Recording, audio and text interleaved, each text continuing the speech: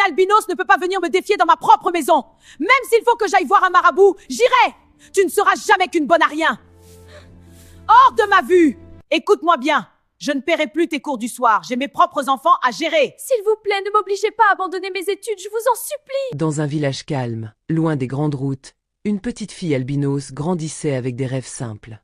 Elle s'appelait Marie et, à 13 ans, elle avait déjà compris ce que voulait dire manquer. Marie vivait avec sa famille. Son père travaillait comme il pouvait. Un jour au champ, un autre au marché, parfois des petits services chez les voisins. Le soir, il rentrait avec les épaules lourdes et les mains fatiguées, mais il essayait toujours de parler doucement à ses enfants, comme pour leur donner de la force. Marie, avec sa peau claire et ses cheveux blancs comme la lune, aimait écouter les adultes discuter au crépuscule. Elle aimait aussi regarder les enfants en uniforme passer, le matin, avec leur cartable. Chaque fois qu'elle voyait un cahier propre, une règle neuve, un stylo qui marche bien, son cœur se serrait. Sa différence la rendait encore plus visible aux yeux des autres, et elle n'enviait pas par méchanceté, mais parce qu'elle savait qu'apprendre pouvait changer une vie. Un jour, un homme est arrivé au village. C'était un oncle, un parent de la famille. Il venait de la ville. Son pantalon était bien repassé, ses chaussures propres, et sa voix portait loin quand il saluait. On sentait que les gens le respectaient. Dans un village, quand quelqu'un revient de la ville, on l'écoute différemment. On se dit qu'il a vu autre chose, qu'il sait des choses, qu'il a des solutions. L'oncle a parlé longtemps avec le père de Marie. Il a expliqué qu'en ville, les enfants pouvaient étudier, qu'il y avait de bonnes écoles, que les chances étaient plus grandes. Il a promis quelque chose qui a fait briller les yeux de la famille. Il disait qu'il allait emmener Marie, la petite albinos, en ville et la mettre à l'école. Il disait qu'elle allait apprendre, grandir, devenir quelqu'un. Il jurait même qu'elle ne manquerait de rien. La mère de Marie hésitait. Envoyer une fille si jeune et si différente loin du village, ce n'était pas facile. Mais l'oncle parlait avec assurance, comme quelqu'un qui sait ce qu'il fait. Et la famille n'avait pas beaucoup de choix. Quand on est pauvre, on s'accroche aux promesses comme à une corde dans l'eau. La mère a fini par accepter, le cœur serré, en pensant que c'était peut-être la chance que le destin offrait à sa fille albinos. Le lendemain du départ, Marie a mis ses quelques vêtements dans un petit sac. Elle avait peur et elle était excitée en même temps. Elle a regardé une dernière fois la cour du village, les voisins, le chemin poussiéreux, et sa mère qui essuyait ses yeux sans vouloir se faire remarquer. Marie s'est dit que c'était le début d'un nouveau chapitre. La ville l'a étonnée dès son arrivée. Tout allait vite. Les motos passaient en klaxonnant. Les vendeurs criaient leur prix. Les voitures brillaient au soleil. Les odeurs se mélangeaient, essence, poisson braisé, savon, friture. La maison de l'oncle était plus grande que celle du village. Des murs solides, des pièces plus nombreuses, des objets qui semblaient précieux. Marie s'est dit qu'ici, on ne pouvait pas mentir sur l'école, parce que tout respirait déjà la réussite. Les premiers jours, Marie attendait. Elle espérait chaque matin qu'on allait lui dire de se préparer, qu'on allait lui acheter un cahier, qu'on allait lui montrer le chemin de l'école. Mais au lieu de cela, on lui donnait des tâches. Au début, c'était des petites choses. Balayer la cour, laver quelques assiettes, aller chercher de l'eau. Elle se disait que c'était normal, qu'il fallait aider, qu'elle allait bientôt commencer l'école. Dans la maison, il y avait une ménagère. Une femme qui faisait le ménage et la cuisine. Marie la voyait se presser, s'essuyer le front, soupirer quand la journée était trop longue. Marie se disait qu'au moins, cette femme faisait ce travail parce que c'était son métier. Marie, elle, n'avait pas choisi. Puis un matin, sans explication, la ménagère n'est plus revenue. Marie a entendu une dispute, des paroles rapides, une porte qui claque. Ensuite, le silence. Et puis, la vie a continué comme si de rien n'était, sauf que tout le travail qui appartenait à la ménagère est tombé sur Marie, comme un sac lourd qu'on dépose sur les épaules d'une enfant albinos. À partir de là, ces journées sont devenues des journées d'adultes. Elle se levait avant l'aube, quand le ciel était encore gris. Elle balayait, nettoyait, lavait. Elle allait au marché avec une bassine sur la tête, revenait avec des sacs lourds, sa peau sensible brûlant déjà sous le soleil. Elle préparait le petit déjeuner des enfants de la maison.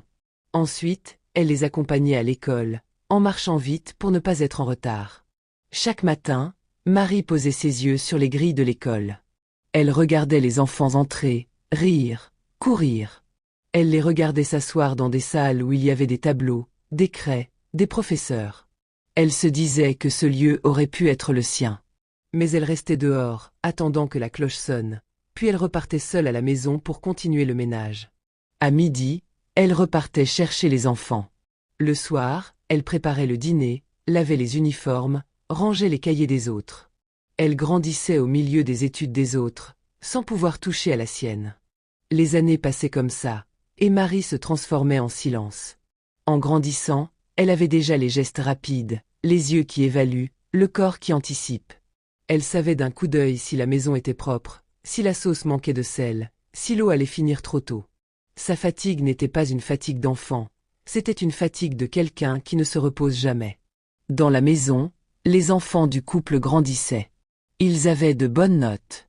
Ils recevaient des encouragements, des cadeaux parfois. Marie, elle, recevait surtout des ordres. Les jours où elle était malade, on lui demandait quand même de se lever. Les jours où elle avait mal au dos, on lui disait que d'autres femmes travaillaient au champ enceintes, donc qu'elle n'avait pas d'excuses. Au village, ses parents demandaient des nouvelles. Ils croyaient encore à l'école. L'oncle répondait avec des phrases floues, promettait qu'il allait s'en occuper. Marie, elle, n'osait pas tout dire. Elle avait peur de détruire l'espoir de son père. Elle avait peur qu'on la renvoie au village comme une honte. Elle pensait qu'elle devait tenir, parce que parfois les adultes disent que la patience ouvre les portes. Marie a eu 20 ans sans diplôme. Elle se regardait parfois dans un petit miroir et elle avait l'impression de voir une femme plus âgée. Ses mains étaient abîmées par le savon, l'eau, les balais. Ses yeux étaient souvent cernés. Pourtant, au fond, elle gardait une petite lumière, comme une braise qu'on protège du vent. Un jour, on lui a parlé de cours du soir. C'était comme une consolation. On lui disait qu'elle pouvait apprendre après les tâches, le soir, quand la maison serait calme. Marie s'est accrochée à cette idée. Elle se disait que même tard, apprendre valait mieux que rien. Elle a commencé les cours du soir. Elle y allait en courant, après avoir fini la cuisine et le ménage.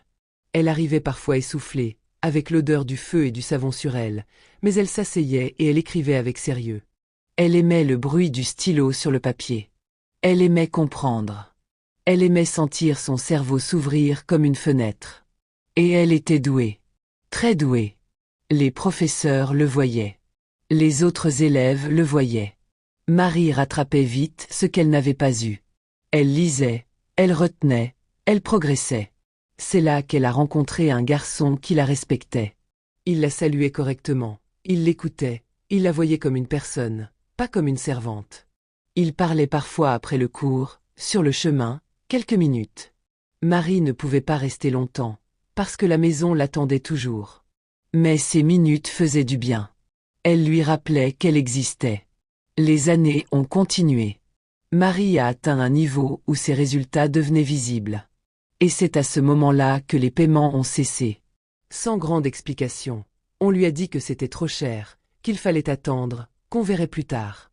Elle a compris qu'on avait peur qu'elle réussisse trop. Ce qui faisait le plus mal, c'était de voir que, dans la même maison, on investissait sans compter pour les enfants du couple.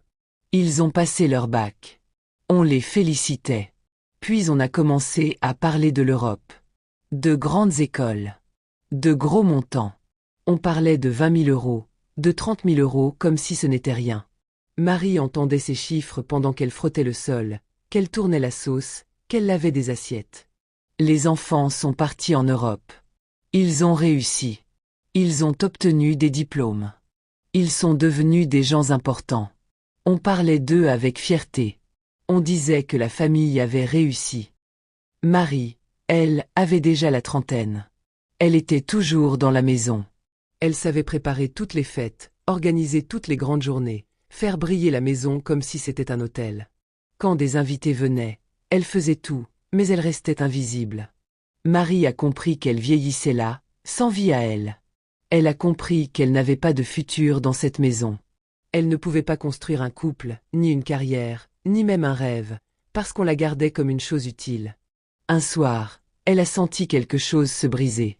Pas une colère qui crie, mais une fatigue profonde qui dit « Je ne peux plus ». Elle s'est assise seule, dans un coin, et elle a imaginé sa vie si elle restait. Elle a vu une image claire, elle serait toujours là à 40 ans, puis à 50, sans rien. Et cette image l'a effrayée.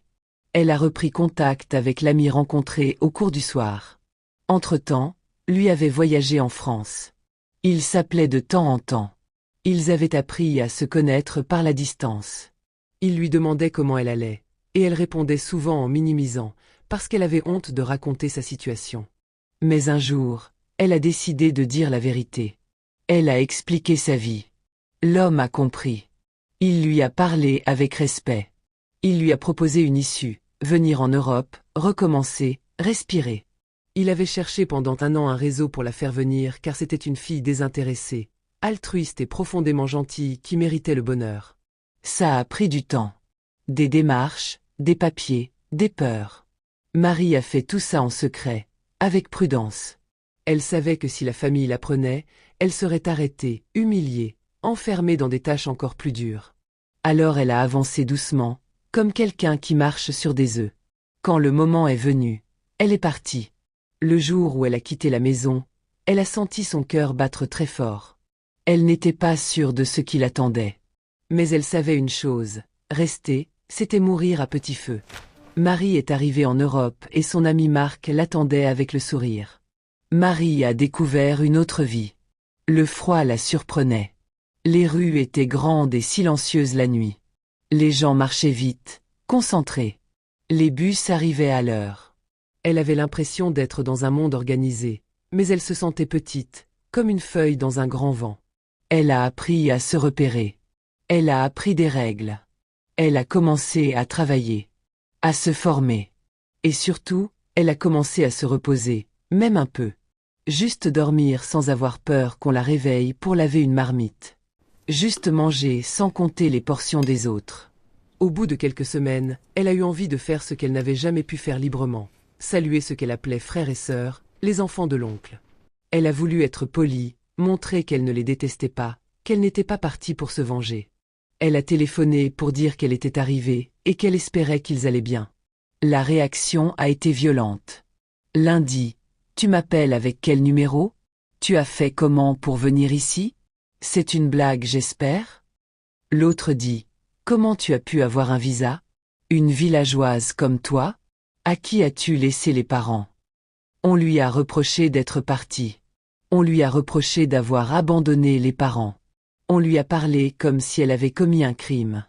On lui a dit qu'elle ne serait jamais rien, qu'elle se prenait pour quelqu'un d'important, qu'elle n'était qu'une fille albinos du village. Marie est restée calme au téléphone, mais son cœur se serrait. Ensuite, la famille a fait du bruit. Ils ont réuni des gens.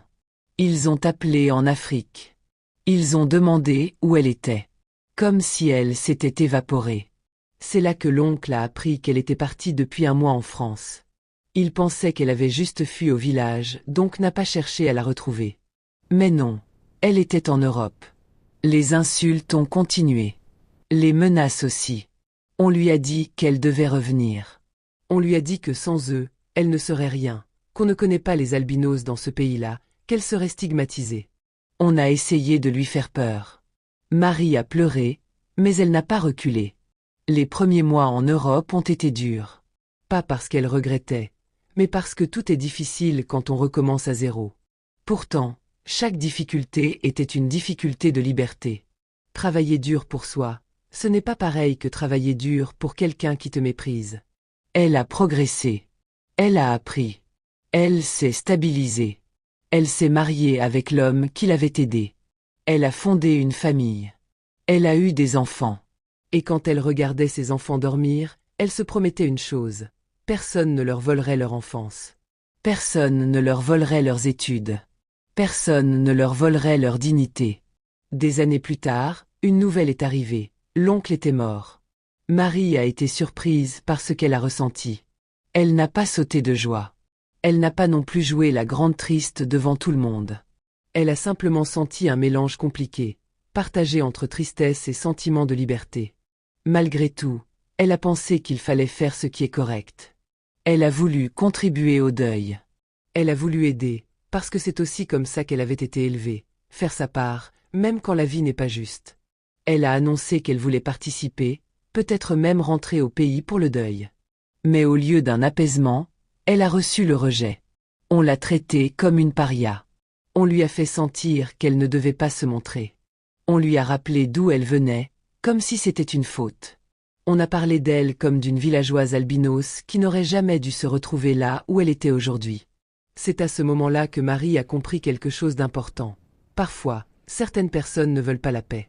Elles veulent garder le pouvoir, même après avoir fait du mal. Elles veulent que la personne qu'elles ont écrasée reste petite pour toujours, parce que voir cette personne réussir leur rappelle leur propre cruauté.